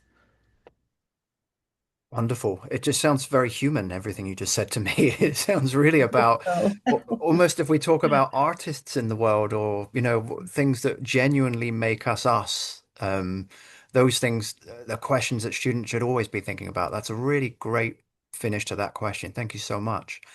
And actually, we're coming quite close to the end of the roundtable. There's one kind of fun thing I would like everybody to do, all of our guests, before we finish. I'd actually like you to finish with a sentence from each of you. If you could keep your response quite short, maybe just, 10 or 20 seconds each maximum. Um, and the sentence is this: AI may support blank, but the learner must still blank. And it's on the screen right now. And anyone who wants to write their version of it in the chat would be wonderful. So AI may support blank, but the learner must still blank. So let's go around our roundtable. I'm going to jump straight on you. Hopefully you have something ready for this. Robert, have you got something you would like to say? Yes. I would say AI may support learning, but the learner must still experience desirable difficulty. And that is related to that, cognitive psychology. If we don't hit that wall of learning, that desirable difficulty, if there's no pain, no gain, then we're not learning. Brilliant. Thank you so much. Let's go to Marina. What would be your sentence? Sure. I would say AI may support the drafting and research process, but the learner must still interrogate assumptions, connect the dots, and take ownership of the final insight. Wonderful. That's a great way to summarize what we've been talking about. Thank you so much. Gülbin, could you give your sentence, please? Yeah, I think as an EFL teacher, because I'm dealing with the language, so English is a foreign language, so that is a very tricky field to work on, especially in Turkey. So that's why I would go for AI may support language learning or language development, but the learner must still stay creative, I think, because creativity is, for me, creativity is everything, especially while learning something. Although everything is structured, everything is really there, especially for the language learning. Like everything is there, English language learning. So you cannot add or you cannot edit or you cannot update. Of course you can, but personally you cannot. So that's why I think you can go for and you can practice everything with AI, but you need to trust on your soul and on your own learning, and you need to be creative. Great. Thank you so much. Wonderful. Another wonderful answer. And Dawn, could you give us your answer too, please? Yes, there's a common thread. AI may support learning, but the learner must still grow meaningfully and authentically. Wonderful. Four brilliant answers. And I feel like I should add my own, really. Actually, mine's quite a short version. I think I would say AI may support ideas, but the learner must still struggle. I'm going to steal Rachel's word from her keynote. I just love that word struggle as well. So we're closing out with the roundtable now. Everyone who's been listening, we began with a student. This was the opening thing at the beginning of the roundtable. We began with a student who used AI for much of a task. produced excellent work and could explain the choices and changes involved. After the discussion, would anyone change their answer to yes, no, or it depends on that question? We don't have to share our answers now, but the question we had at the beginning about this, did the learning actually take place? Yes, no, or it depends. I think it's still a very much open question for all of us, and I'd like us to remember that as we move forward. It's on your screen now as well. This was the question from before, so just take a second. Did your opinion change on this? Or do you still feel the same? So I'll read it one more time. Imagine that a student uses AI for much of a task. The final work is excellent, and the student can explain which AI suggestions they accepted, changed, or rejected, and how their thinking developed. So one more time in the chat. Has genuine learning happened? Yes, no, or it depends. And did your opinion change after our roundtable today, or perhaps after our keynote as well? So, thank you very much to Dawn, Gülbin, Robert, and Marina. Our conversation has not given us one universal line between acceptable or unacceptable AI use. The line's obviously going to shift with the learning purpose, the learner, the task, the classroom context as well. So what we do have is a clear set of questions. What are students' learning goals? What evidence will they provide? Which decisions will they hold? And how will they reflect? So what will they improve next also? So today's conversation also has not just given us that line between what students should or shouldn't do with AI. That line will move according to the learner, the context, and the task and the intended learning, as we've discussed. But we've identified a clearer way to make those decisions, beginning with the purpose. Decide what evidence of thinking students will provide, keep meaningful decisions with the learner. So create spaces for reflection as well, and ensure that AI support leads to the next step the learner understands and can carry forward. The goal is not simply to help students produce stronger work. It's clearly to help them become more capable learners. AI may support the learning, but it should not replace the learner. This is something we hear a lot right now. So a huge thanks again to our guests today, Dawn, Gülbin, Robert, and Marina, for bringing all your brilliant background from all your classroom and professional perspectives to our discussion. We're now going to let our roundtable guests escape. You are free to step away from the spotlight, but we hope you can stay for the rest of the event. Thank you so much, guys. That was a brilliant discussion with all of you. Really appreciate your time. The questions we have explored lead us naturally into the next part, actually, today of our event, which is the launch of the book AI for Purposeful Learning, the Learn AI Framework for Learners' Thinking, Agency, and Growth.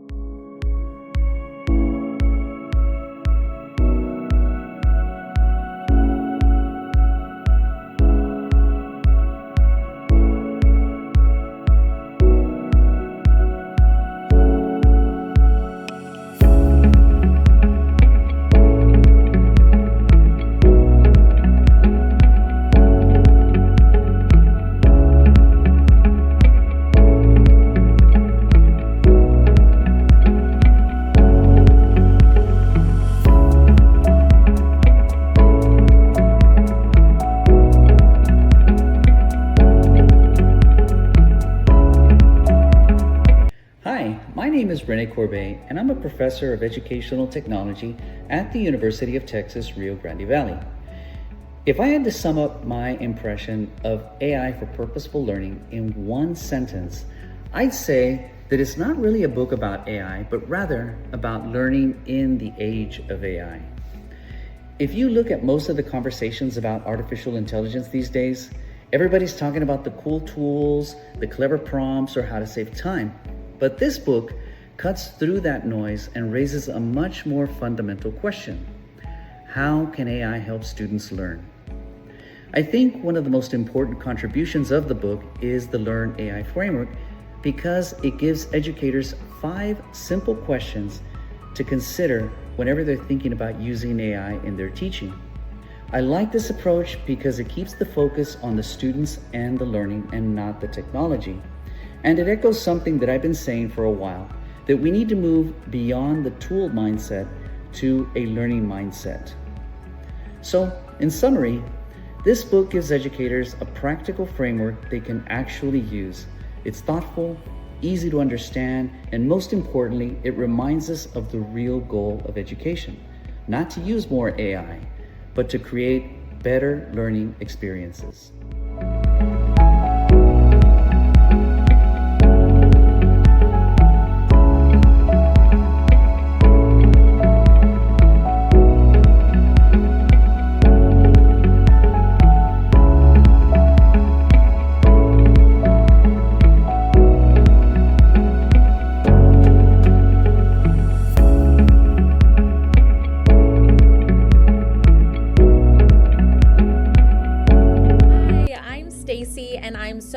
Grateful that I got an early peek at this new book called AI for Purposeful Learning, because as teachers, we're all trying to navigate this space. Students are trying to navigate this space. It's really challenging, and I feel like this book really drives us back to the question, like, what is the purpose of learning? What are we really after? And how can we use AI in support of that and not just as a tool for tool's sake, right? My favorite chapter in the book, which is chapter 8, it says, "Where is the learner?" And there are so many great questions that the author brings up. One of my favorite things is that he brings up not only all of these great questions, but there's this really awesome tool that I wanted to zoom in and show real quick that makes this super practical for teachers. So a lot of books about AI are really theoretical and go into, kind of the concepts. But this right here is a really tangible takeaway that someone could take from the book and apply immediately in their classroom and see big changes.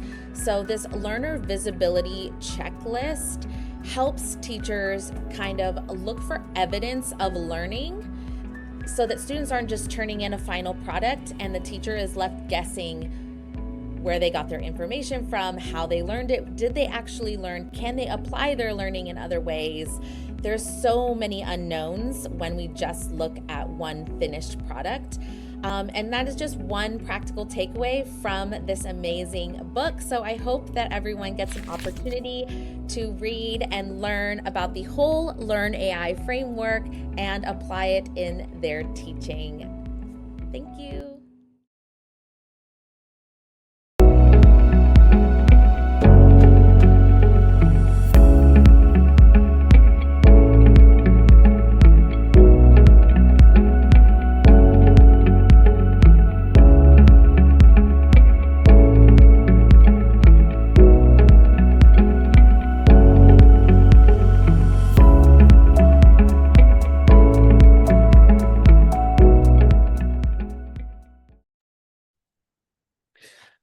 Thank you to our reviewers and early readers. Those reflections lead us naturally into the official launch of AI for Purposeful Learning, the Learn AI framework for learner thinking, agency, and growth.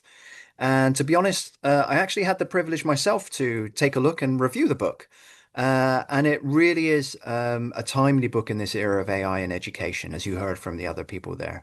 It asks educators to shift their attention away from just what AI can produce to what learners are still being asked to understand, decide, reflect on, and improve as well.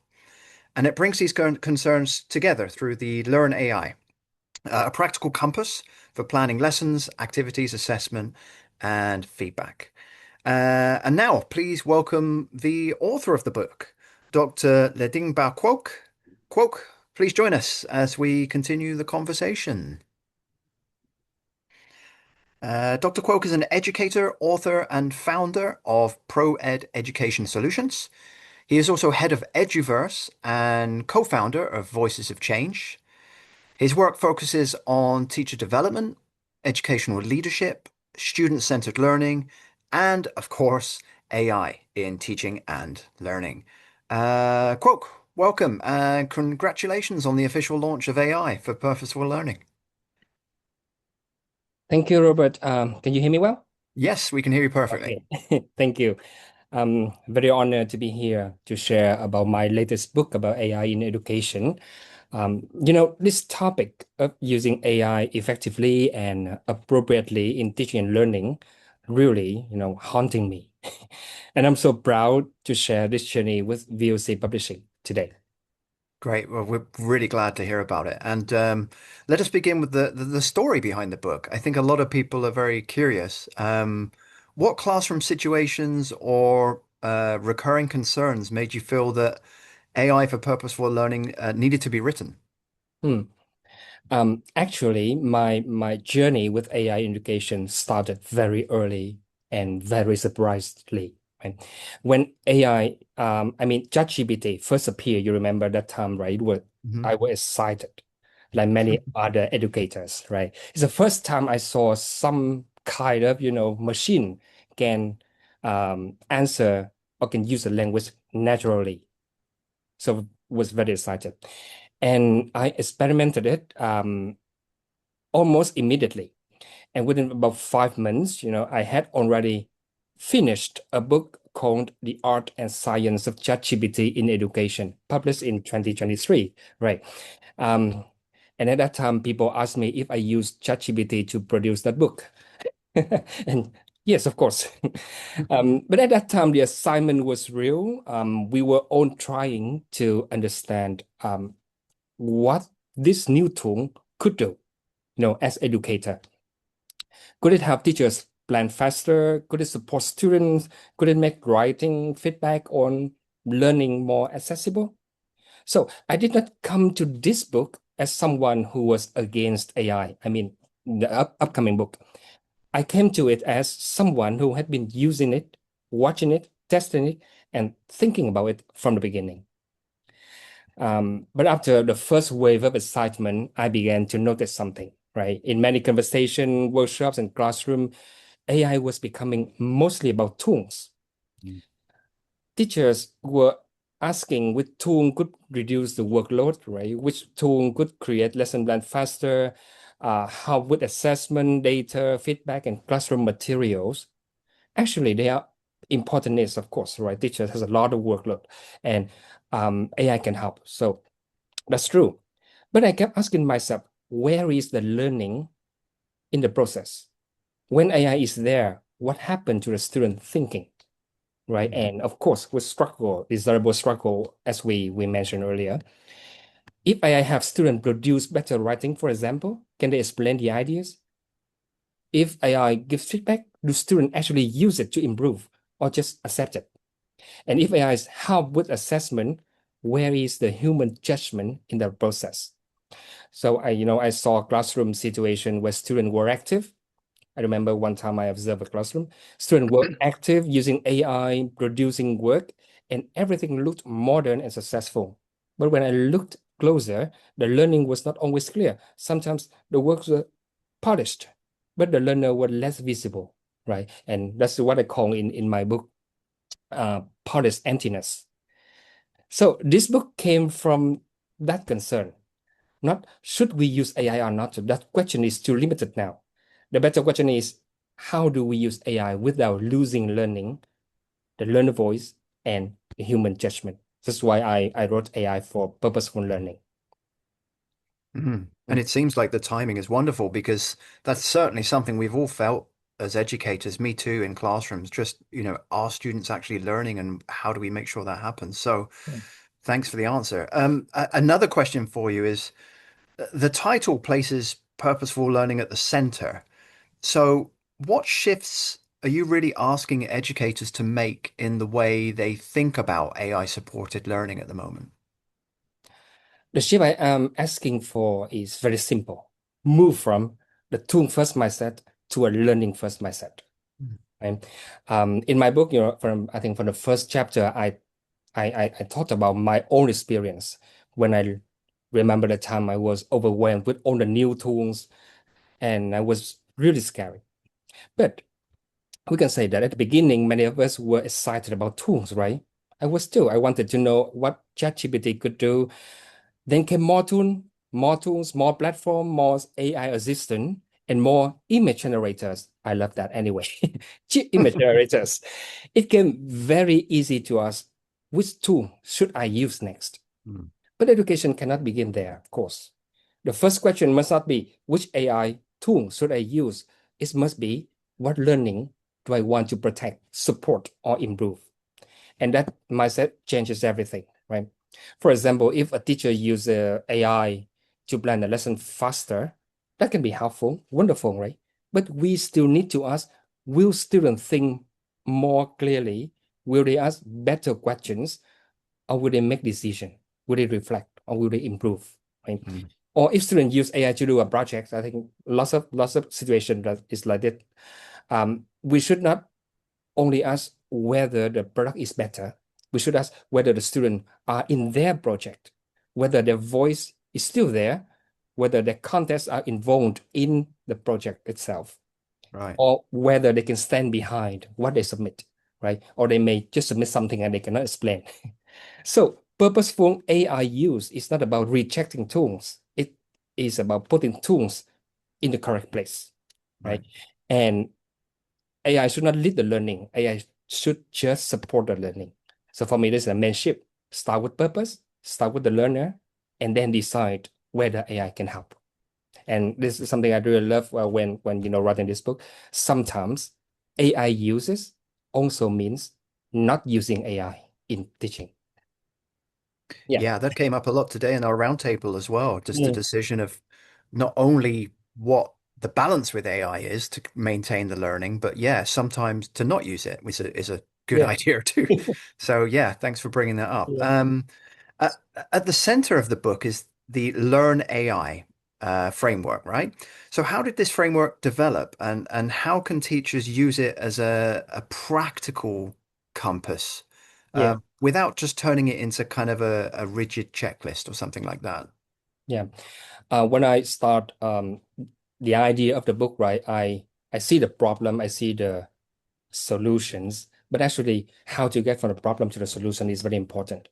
And we need some kind of tool to do that. That's why I thought of the Learn AI. And the Learn AI framework developed from repeated concerns I was seeing in real classroom and teacher training, right? We see teachers use AI, but sometimes they forget the learning outcomes or the learning goals, right? What did they want the student to improve or to learn? Decision-making skill, reading skill, or make strong arguments in a writing? On the other hand, on the student end, right?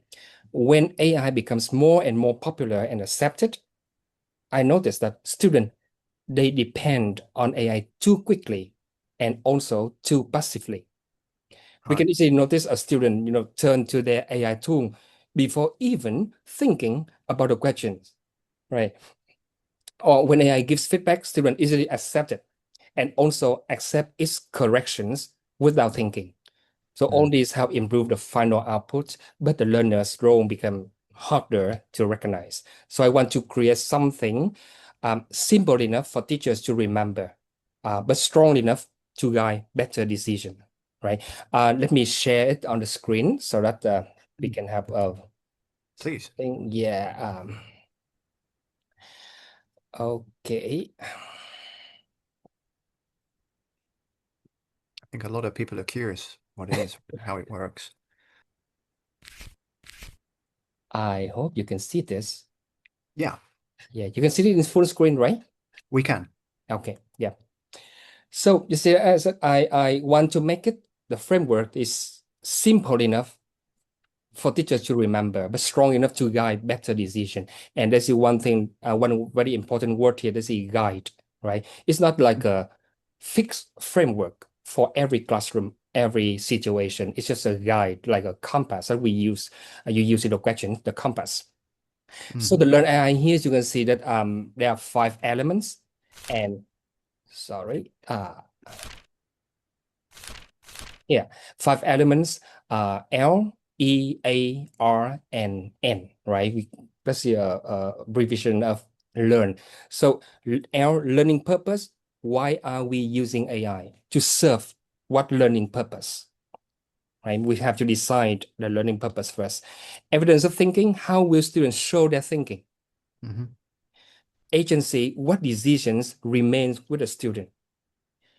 Reflection, how will students notice what AI helped or changed? And next step, improvement, what will students improve after using AI? Wonderful. Yeah, and this is a compass because it's not meant to control teachers or control the situation or control the activity. It is meant to guide thinking and planning. Right? A checklist can make teachers feel I must complete every box, right? But a compass helps teachers ask, am I still moving in the right direction?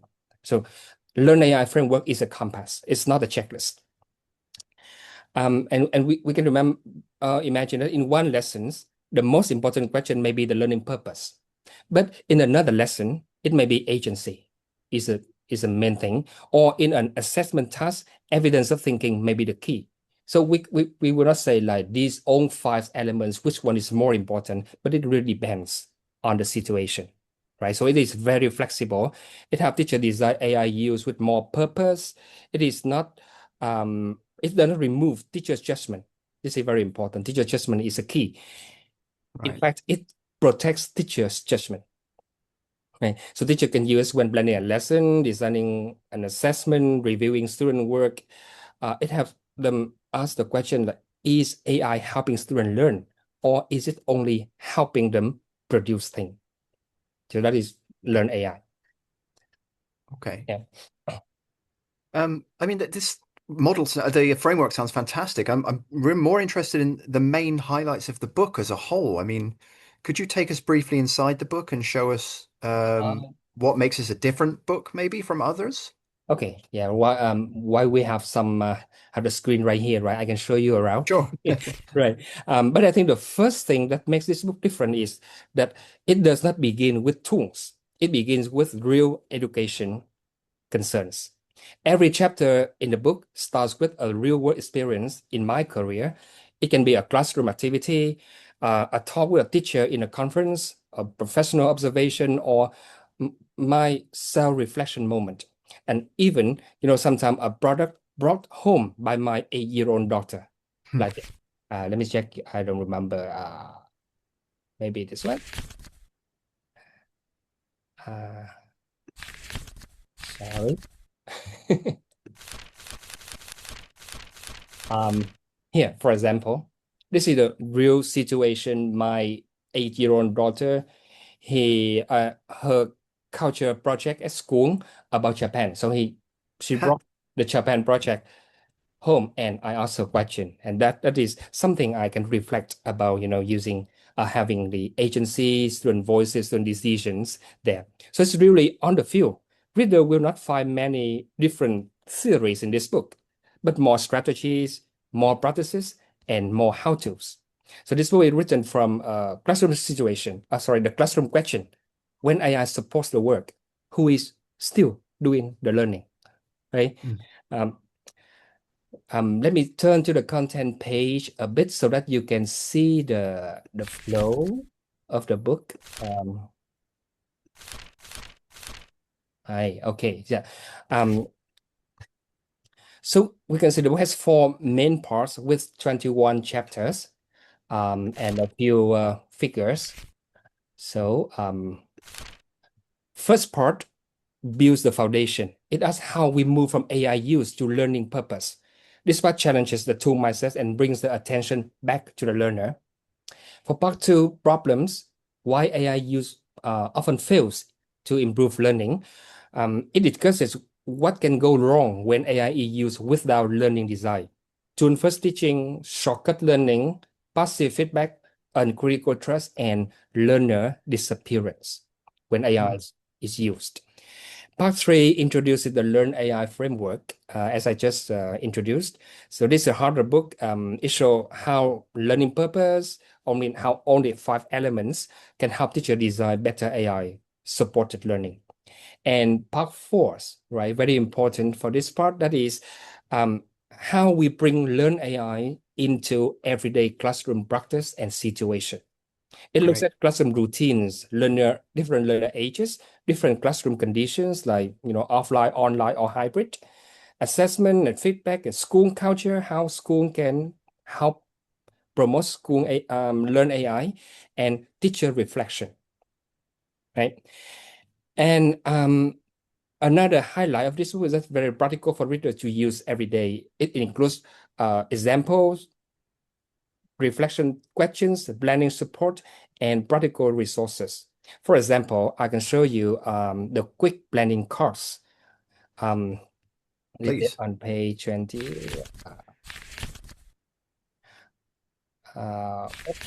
Okay, here, right here. So this is a card. You can print it out. And yeah, I can see that, yeah. This card is designed to help teachers use the framework quickly when planning a lesson or assessment. They don't need to read the whole book again and again. The cards give them a short, usable way to think through purposeful AI use, right? 2 pages for this tool, and beside this we'll have more other digital materials from the books, and it helps extend this book beyond the printed pages. And I think the final thing I like to share, which can be the highlight, that is a very special feature of this book too. That is the Learn AI Planning Partner, the companion chatbot for readers. But I want to be clear first, it is not a lesson generator that replaces the teacher. It is a thinking partner. So this chatbot, I developed it with ChatGPT. It is designed to ask teacher questions and guide teachers through their decision. So teacher can use it to clarify learning purpose, thinking about evidence of student thinking, design meaningful student decision, build reflection, something like that. Okay, let me do a quick demo. I think we have time, right? A quick demo. Great, yeah, go ahead, great. Okay, share again.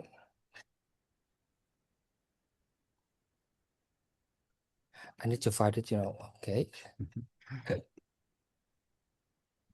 You can see it, right? Right, yeah. Okay, actually, to save time, I already prepared some chat with them. Sorry, with it, the learning planning partner you can see here. Here, for example, I just do it just before our chat. For example, here I want a lesson plan for biology class using Learn AI. 14 years old, making a project about mosquitoes, present their output. So this is kind of a prompt for them, right? And instead of giving you a full lesson plan, so they will ask you questions. Before I build the full lesson, I make 3 design decision with you. What biology learning should student demonstrate the learning purpose, right? And how much time do you have? What AI use do you want to allow, right? And here the strong starting structure could be learning purpose, evidence thinking, agency. So it helps you to think rather than to provide, right? So this chatbot is a Learn AI framework itself. And I can ask them to help me create a learning purpose using the ARM statement. ARM statement is a formula in the book. Yes, in Learn AI, the ARM statement has 3 parts: A, action; R, role of AI; and M, meaningful outcome. So they will make an ARM learning purpose for teachers. And you see, if I say, turn it into student-facing instruction, because sometimes, this is a teacher's plan for the instruction, but this should not be the instruction given directly to the student. It should be something like a student-facing instruction, right? Translated from that. So this can help. The chatbot can help you. Okay. Of course, you can use it, or you can modify, you can simplify. So it is up to you. And what routine should I use for this activity? Before, during, after AI routine. So before AI, think first, and they give you some suggestions to do with the mosquito lesson. During AI, compare, design, and show, and after AI, notice and improves. Yeah. Okay. How about if evidence of thinking? Show you, they can suggest what kind of evidence of thinking teacher can think of. Yeah, that's one. Another thing is if you ask them, should I use AI in this activity? Student practice giving directions in English speaking class 12 years old. And they will give you the initial judgment. AI is probably not needed for this main speaking practice. So remember, teacher judgment very important, right? If you, right. Yeah, this thinking partner can help you. Before deciding, I would ask you 3 questions, something like that. Or another one, help me introduce AI use for in a 3rd grade class, in their math class, about additions and multiplication. So the answer, yes, for grade 3 addition, I introduce AI as a math thinking partner. A useful starting routine is student thinking first, something like that. And they also say, AI assess here, will student actually interact with an approved AI tool, or would you prefer teacher mediated AIs, right? Of course, for students under 13, right? Universally, they suggest that teachers should help them, or teacher mediated AI. Yeah, that's something that we can do with this one. Great. Yeah. Great. Okay. For example, if I said mediated AI, and what do they say? This AI is trained based on the ideas in the book, right? And so here, for example, teacher mediated AI is strong choice for grade 3, student do not need blah, blah, blah. For example, you could show AI say, because student can decide, right? So they give you a situation so that you can think. You can decide to use AI, to introduce AI for these small children, right? So this is very useful for teachers when they use with, the book. So I'd like to ask you a final question, actually. I mean, what message do you hope educators are going to carry forward after reading the book? What kind of impact do you want this to have? I have to say AI may generate content, but teachers design the conditions for learning, right? Right. As teacher, we must not have a belief that the content AI generates or helps student generate automatically means student learning. Right. Artist output does not automatically means student already achieved the learning goals, right? So I hope educators finishing the book feeling clearer, not overwhelmed. I do not want teachers to feel that they must master every tool. No teacher can do that, right? The tools will keep changing. What teachers need is not a longer list of platforms. They need a stronger way to decide, right? What should AI help? What thinking should remain visible? So these are questions that protect education in the age of AI, right? So my final message is use AI, but do not let AI become the center. Let it support the work, but teachers design the conditions for learning, and let students remain visible in the learning.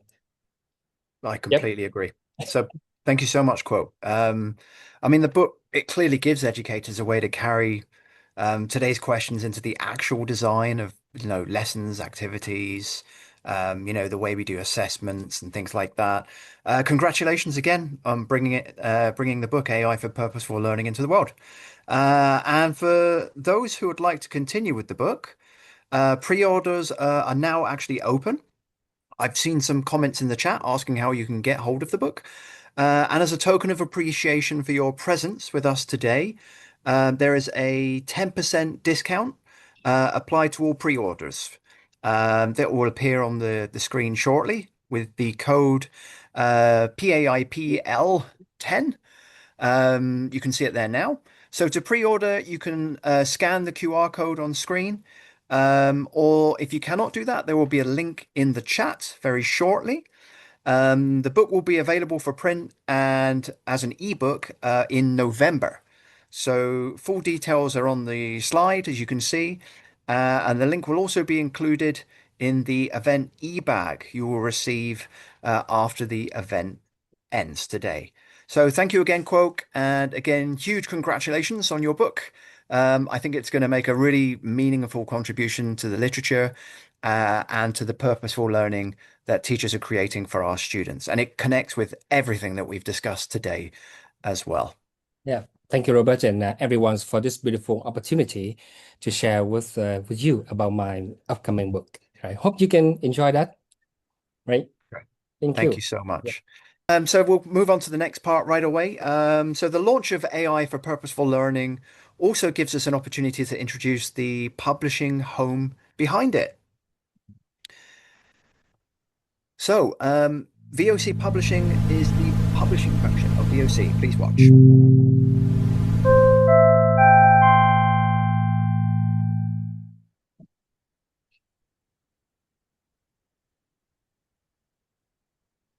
Okay. So VOC Publishing is the publishing function of VOC, and which is a part of Voices of Change. It helps educators turn their knowledge, professional experience, and strong ideas into trusted educational publications through a process that is actually very clear, supportive, and professionally managed, which is something you want to hear, of course.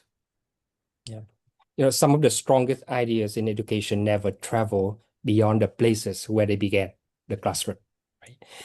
They remain in the lesson plans, workshop slides, research notes, classroom resources, school projects, or the experience of educators who have spent years learning that works. Many of those ideas could support educators elsewhere. However, the people who develop them may not see themselves as authors or know how to begin publishing. So VOC Publishing was created to offer them a clearer path to do so. Right. So we wanted to create a publishing home that was accessible without lowering standards, one that was supportive without taking ownership away from the author, which often happens, and professional without making the process unnecessarily complicated. So our mission is to make quality educational publishing simpler and more accessible, helping educators share useful ideas and helping readers also find publications they can trust and use. And our vision is to become a trusted global publishing home for practical educational ideas and educator voices. Behind that vision is a simple belief: educational ideas can create change when they are shared clearly, reviewed carefully, and designed for real use. And it's important to know that VOC Publishing is not only for academics or experienced authors. It's for teachers, trainers, school leaders, consultants, researchers, teacher educators, and other education professionals. It is also for schools and organizations developing collaborative and institutional publications. So if you have developed an approach, a resource framework, or a professional perspective that could support other educators, you may already have the beginning of a publication. Yes, and your idea might become a professional book, a concise guide, a collection of teaching ideas, a classroom resource, an edited collection, or a publication developed with your school or organization. You do not need to arrive with a perfect manuscript. You do not need to understand publishing terminology. You do not need to have published before, right? Every educator is welcome to share an idea that has a clear educational purpose, an intended audience, credible contents, and the potential to become useful to readers. That can be the start of your own publication. That's right. And 3 values guide VOC Publishing. They are simplicity, quality, and practicality. So simplicity means that authors understand the process. They should know the stages, responsibilities, cost, rights, timeline, and next steps. Professional publishing should not be made confusing through unnecessary language or hidden conditions. And quality means that each accepted publication receives appropriate editorial review, checking, design, and production support. Quality is not simply a claim placed on the cover. It is developed through careful decisions from the first proposal to the final trusted publication. And practicality keeps every publication truly connected to educational use. We ask who the publication is for, what educational needs it addresses, and what readers will be able to understand, consider, adapt, or use it for. Yeah. And these values need to work together, right? Simplicity without quality can become low support. Quality without simplicity can become inaccessible, and practicality keep both connected to education. So together, they form our core promise: simple process, trusted quality, and practical impact. Right. And as you heard just a moment ago, we especially want to support authors, especially first-time authors and creators. Many educators have really valuable knowledge, but feel uncertain about organizing a book, maybe developing a resource, or responding to editorial feedback, or navigating publishing. None of it's that easy, so we want to help. And VOC Publishing does not expect authors to arrive knowing everything. We can help authors clarify their audience, focus their publication, develop its structure, strengthen the manuscript, and help really prepare it for publication. And throughout that process, the author remains the professional voice behind that work. And the VOC publishing pathway has 5 stages that you see on the screen. First, share the idea. An educator, a team, or an organization submits a proposal or begins an initial conversation. A complete manuscript is not always necessary at the first stage. And second, we review the fit. We consider the idea's purpose, audience, quality, potential, feasibility, and fit with VOC publishing. Yeah, and as you can see, the third one there is develop the publication. The author and the editorial team work together on its structure, content, clarity, and usefulness. And then fourth, prepare the publication.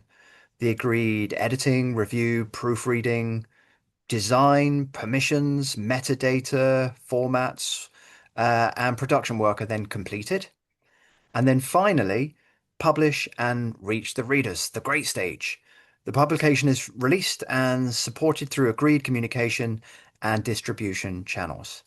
And the process does not finish when a file is produced.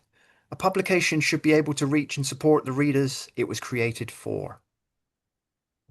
And I invite you, everyone, to think about the ideas you may already be carrying, right? Perhaps you have developed a classroom strategy that other teachers frequently ask about. Perhaps you have created a useful professional resource or a leadership experience framework or educational perspective that deserves a wider audience, right? You do not need to decide today that you are writing a book. The first step is simply to share the idea, right? Yeah. And the best thing is you don't have to pay any fees.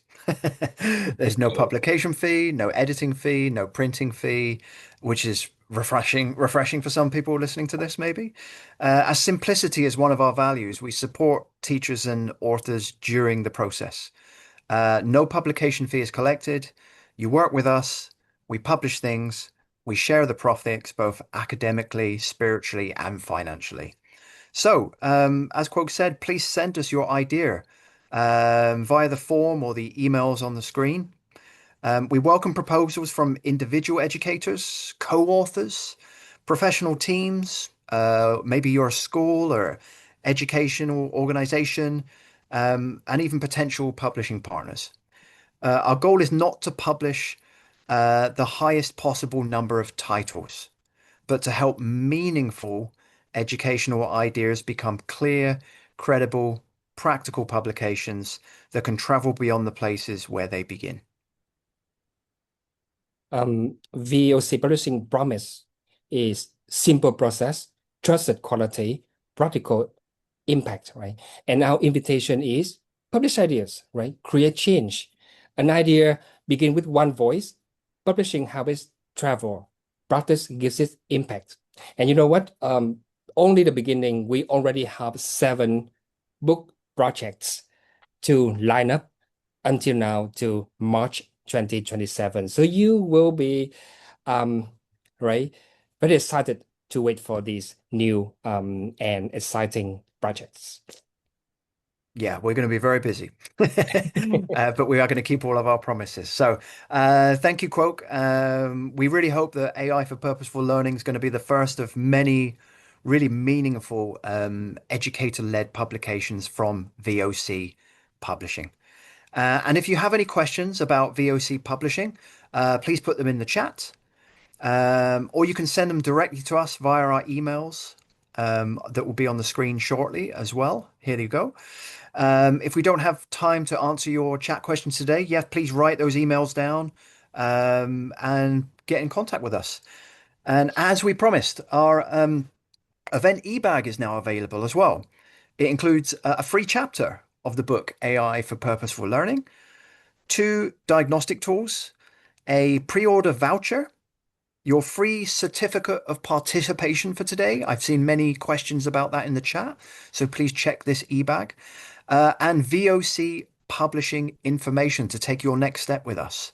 The e-bag download link will be sent in the follow-up email after this event. So if you registered for this event, you will receive it by email.